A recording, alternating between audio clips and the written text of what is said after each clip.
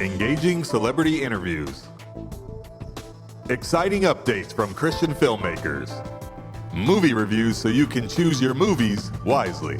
And so much more here on Faith on Film with Isaac Hernandez and Holly McClure.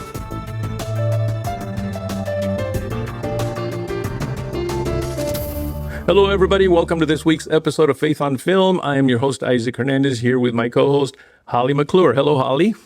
Hi, Isaac. I'm doing great today, and I'm excited about the interview you have coming up. We've never done anything like this before. Exactly. I've got an interview with Tom Downs, who produced a documentary called CAMPFIRE, in which he brought some men together, former first-time responders and former special ops guys, and they went on a hunt for pythons. Okay. What? Yes. Wow. Very different. You don't want to miss this interview because he really deals with some spiritual stuff that actually you don't want to miss. So how about we take a look at the trailer? Let's look at it.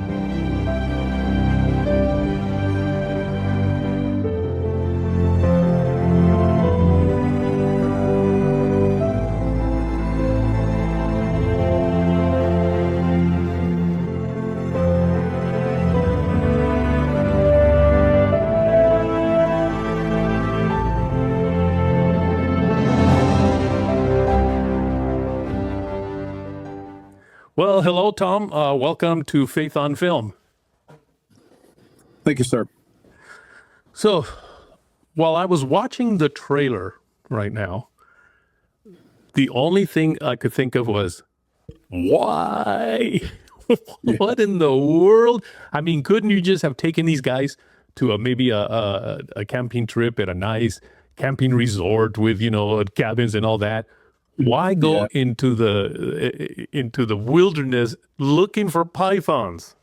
Yes, and some of the guys wondered the same thing during the trip, I'm sure. But it actually started years ago when Mike Harris was getting ready to go on deployment shortly after 9/11. And he ended up meeting guys in a firehouse up in New York that had lost quite a few guys on 9/11 and forming this connection, this bond. And years later, after taking his son out on a trip into the Everglades, he had this idea, there's something so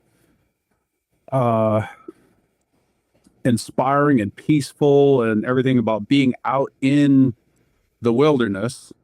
And he wanted to bring veterans out and kind of experienced the same sense of wonder that he felt out in the Everglades. So he started taking guys to the Everglades and was intended on just taking them on like a camping trip, but then he ended up connecting to a guy that had been hunting pythons for years. And so that's when he found out that pythons escaped into the Everglades. Some of them were pets, some of them hurricanes came through and cages were broken up and whatever. So the pythons did really well because they eat everything and there were no natural predators out there. Even the alligators, once they got to a certain size, the alligators didn't really look at the pythons as lunch.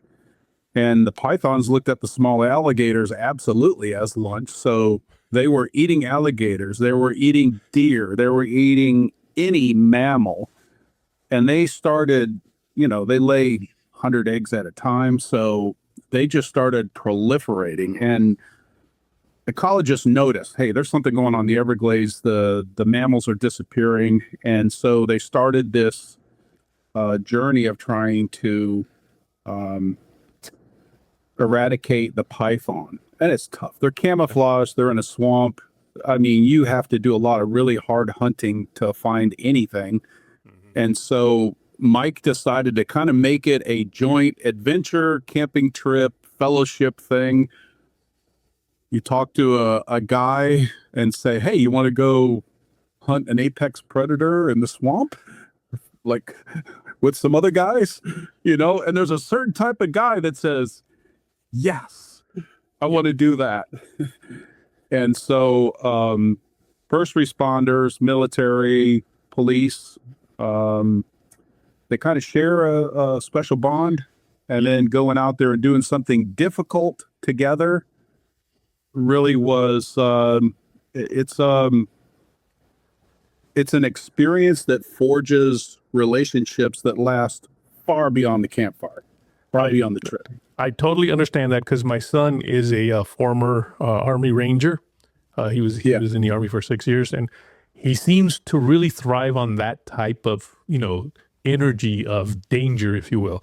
So I get it. I understand. So now this seems to me then that it wasn't just to deal with a python problem, but perhaps to deal with maybe inner feelings, inner emotions in the men. I would say even more so than the pythons. I've gone on 2 trips, and I've talked to guys that have gone on multiple trips, and to a person, they say, you know what I treasure most about that was the time that I spent connecting to guys that know what I'm talking about, that, could offer their personal stories on how they managed to get past some, personal struggles and so forth. So, there were guys on the trip that I went to before on that, a guy who had just quit a high-paying corporate job because he had come back from the military and that kind of career. And in the corporate environment, he said, I'm sitting in a room listening to people complain because the temperature in the water cooler isn't cold enough. He said, and I was done. I had to get out of all this petty stuff. I had to get out there and do something else because it was driving me nuts. And I can understand that. You live a life that is kind of full of adventure, and then now what? You leave the military, or you get out of police work, or you stop fighting fires, and now what do you do with yourself? So that was a big part of the campfire, the idea that actually you're exactly the kind of person that God wants to use, and you've got some skills that can be used in this adventure that's ahead of you. And what you did is not who you are, but who you are is something that the world needs. The world needs people that are going to get out there and jump into the adventure and be unselfish and do hard things. And that doesn't change just because you leave one of these professions. Right. Well, that brings me to this here. Now, you guys, of course, all the men that you took were prepared for this, if you will. But there also had to have been a crew. And now I've been in television for like over 40 something years. I wouldn't be prepared to hang out there with alligators and pythons and all sorts of other snakes. What kind of challenges did you face filming this thing out there in the Everglades? Well, I did find out some interesting things. I love the outdoors. I'm outdoors a lot. I've done a lot of camping, hunting, all kinds of things. But I found out new things about the Everglades. One was there's a tree called the manchineel tree. And Spanish explorers mentioned it. This tree is so toxic, and it grows down here in the Everglades. It grows little apples. The apples reportedly taste good. Unfortunately, if you eat one, you're going to die. And the Spanish explorers even documented where standing underneath these trees, rain falling across the leaves and landing on their skin caused blistering and burning. The leaves are toxic, the bark is toxic, the fruit is toxic. It is like this astoundingly poisonous tree that I'd never heard of before. And yeah, that's where it is. And then there was also a poisonwood tree that basically all it does is give you this crazy itchy rash. And a few of the guys brought back a personal experience with that because it's all over the place too. It's like levels above poison ivy. Oh my God. Oh Yeah, that's cool stuff like that. That's bad. I literally just got hit with poison ivy about 2 weeks ago, and I hated it. Yeah. I can tell you right now, I would not have gone with you on that trip. There's no way. Yeah. So kudos to the crew that did. Now, where can people watch this documentary called Fire Camp? So we have it entered into multiple film festivals now, and we want to kind of keep those options open. Ultimately, we're looking for some kind of a distributor, streaming service, things like this in order to get it out. But I think more importantly, we want to try and use it as part of the readiness training for military and first responders, with this idea that there is a spiritual element to negotiating life in general, Okay. and trauma in particular. So the military did a long-term study that they wanted to determine, why does one guy in a really bad situation seem to do okay and the guy right next to him seems to fall apart? That would be pretty important to determine, what is there. Yeah. And so they ultimately discovered that a spiritual foundation, a spiritual worldview, spiritual principles allow you to negotiate stuff like that. So they have actually instituted training, spiritual readiness training, and we want to use this film to help out with that. All right. So is there maybe a website or something where people can at least go and keep up with the progress and know when it's going to actually come out for them to look at? Okay. Yes, the campfirefilm.com, that's up. And we also have a Facebook page, Campfire Film. So, we'll keep up the latest on that. Great. Now, before I let you go, I've got just one more question. Were there any mosquitoes there? There was a biblical amount of mosquitoes, and not in a good biblical way, like more of Moses, let my people go mosquitoes.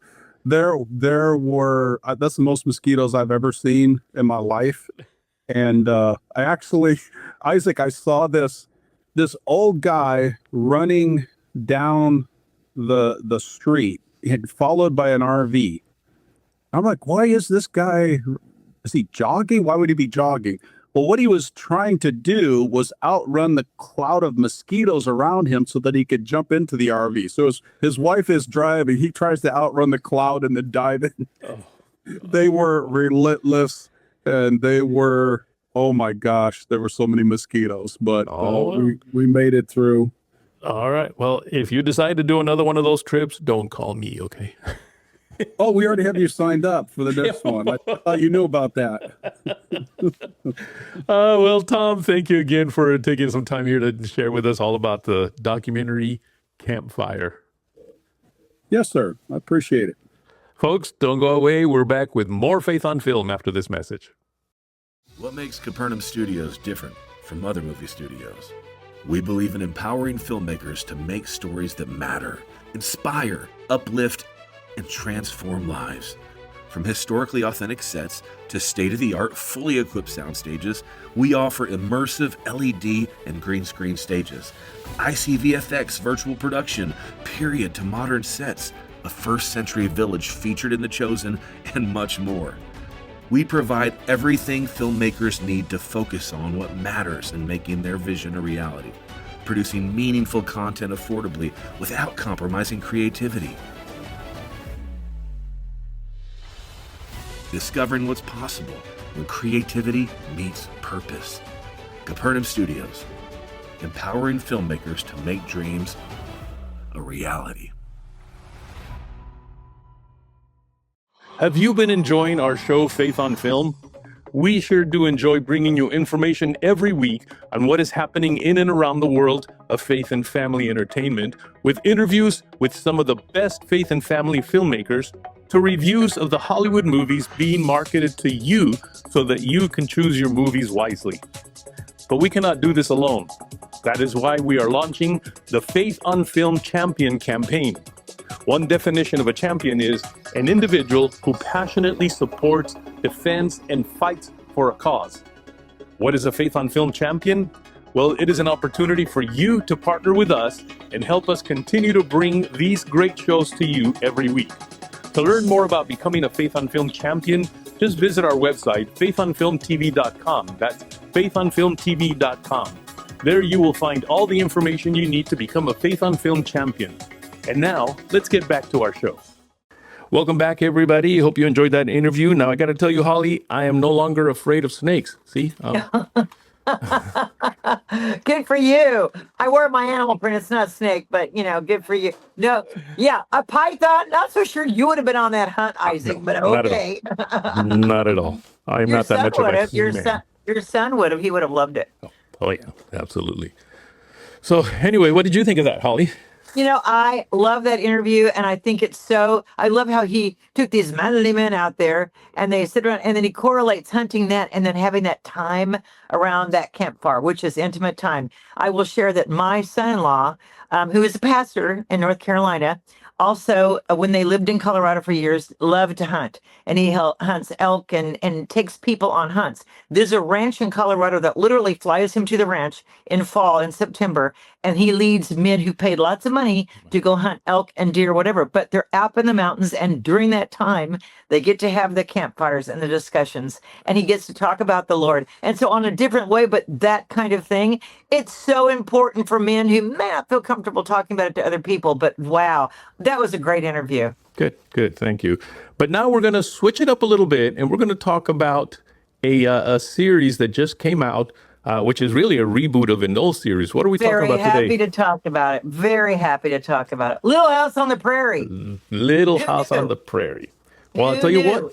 Let's take a look at the trailer for this new reboot, and then we'll come back because we do have some thoughts on that, don't we? We do.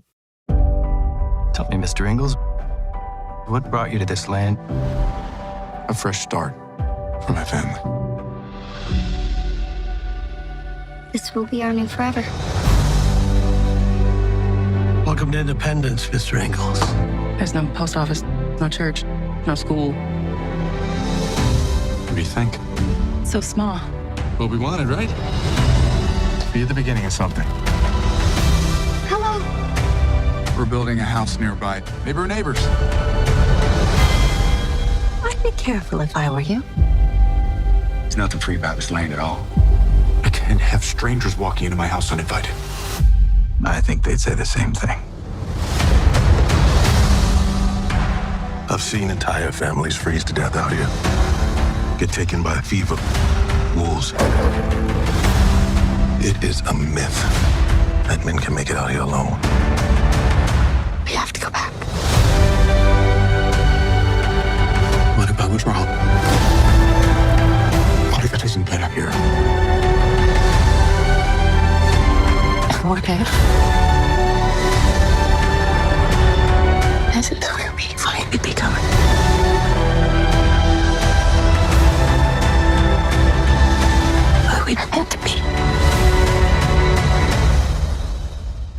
know till we try.